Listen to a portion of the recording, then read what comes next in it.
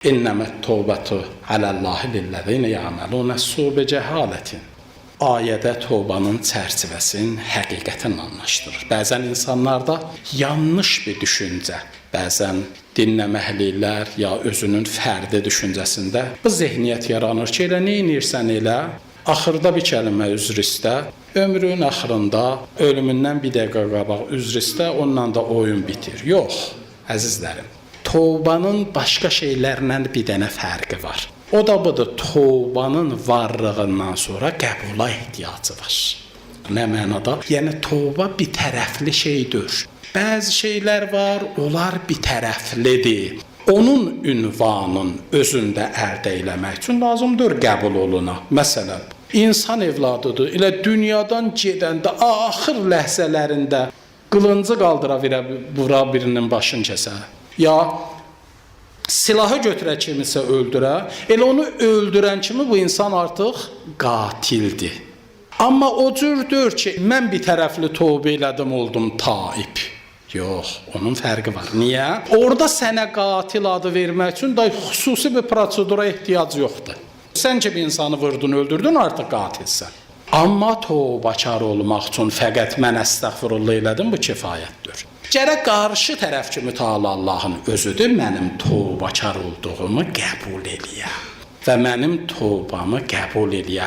İndi Allah kimin tövbəsini qəbul eləyəcək? Qur'an-ı Kərim onu deyir. Deyir, innəmət tövbətü aləllah. Allah o adamları tövbəkar kimi qəbul edir. O adamların tövbəsini Allah qəbul eləməyi özünə nəzərdə tutub. Lillezine ya'malunəs-su bicəhalətin. O adamlar ki, cahillik üzündən pis işləri yerinə yetirirlər. Cahillik üzündən pis işlərə mübtəla olublar. Thümmə yətubunə min qərib. Sonra da yaxından tövbə ediblər.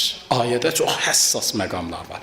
Birinci məqam budur ki, Mütəala Allah deyir, cəhalət üzündən günah eləyənlərin Allah tövbəsini qəbul edir. Burada cəhalət sözünün mənası var. Cəhalət adətən cahillik, alimliyin müqabilində qərar tutulur. Alimlik bilərəkdən, cahillik bilməyərəkdən. Birdən deyə bilərsiniz, biz insanların çoxu bilərəkdən günah eləmişik. İndi də ki, mümini, indi bilərəkdən bəzən günahlar bizdən baş verir. Onda biz tövbəkar hesablanmırıq. Bunun mənası ayədə belədir.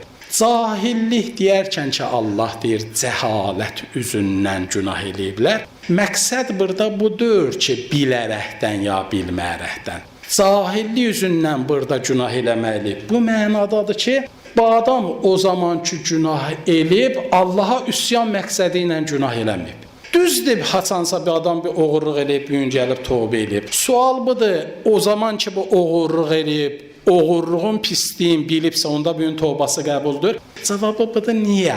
Burada məqsəd cahillik deyərkən Teala Allah onu nəzərdə tutur ki, bir insanın məqsədi Allahın qanunlarına sayğısızlıq olmayıb. Sadəcə özünlə başarmayıb, sadəcə elədiyi bu xəta əmələ mübtəla olub. Necə ki, İmam Zeynul Abidin Əbu Həmzə-i Sumali duasında bunu məna edir. Buyurur, İlahi, ləm əsik heynəsəytük və ənə bir rububiyyətikə cahid. Xudaya, o zamanlar ki, mən sənə günah elədim, buna görə dör idi ki, mən sənin rububiyyəti inkar elədim əsla. Və la bi əmrikə müstəxif və ona görə dör idi ki, sənin əmri yüngül hesabladım. Demişdin, eyləmə, mən elədim. Və la liuqubatikə mütəərriz və buna görə dör idi ki, sənin əzablar və etirazın var idi, əhəmiyyətli saymırdım. Və la livəidikə mütəhəvin və buna görə dör idi ki, sən cəhənnəm haqqında bizə verdiyin bilgiləri biz yüngül sayırdıq. Xətiyyətün qərəzət. Lakin o xətalar idi ki, önə gəldi. Və səvvələt li nəfsi. Və mənim nəfsim caydırdı məni. Və qələbəni həvaya. Və mən ki, günah elədim, həvai nəfsim mənə qələbə çaldı, günah elədim. Buna görə alimlər deyirlər, mömin adam ya Allaha inanan adamın günah edərkən, cahilliyi deyərkən Bu nəzərdə tutulur ki, həvai nəfsin məğlub oldu. Yoxsa elə qəlbinin cuşəsində mütəal Allahın bu işi haram dediyin bilirdi. Mütəal Allahın əzab vədəsi verdiyin bilirdi. Mütəal Allahın gördüyün bilirdi. Mütəal Allahın varlığın bilirdi. Lakin həvai nəfsin qələbəsindən bu işə düçar oldu. Fərqi var bu adamla. Bir adam ki, Allahın hökumətin rəsmiyyətə tanımayıb. Bir adam ki, Allahın varlığına inanmayıb. Bir adam ki, Allah cəzalandıracam dediyi sözə əsla sayğı qail olmayıb. Belə bir adam elə bu hissinə də gəlib 1000 il tövbə eləyə mütəal Allah. Quran-ı Kərimdə deyir, belə bir adamın tövbəsi qəbul deyil.